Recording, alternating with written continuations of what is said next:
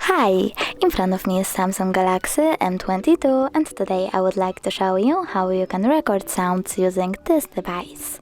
First of all, access Play Store and click on the search bar. Firstly you need to select apps over here and type Samsung Voice Recorder.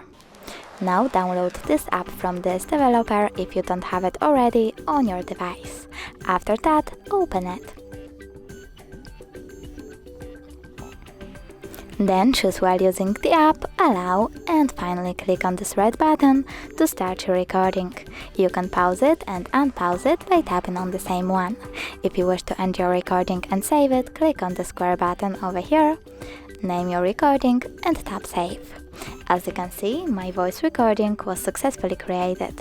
You can always delete it though by holding it, clicking on this bin icon at the bottom left corner and choosing Move to Recycle Bin. Thanks so much for watching. If you enjoyed this video, smash that like button, comment and subscribe. Bye!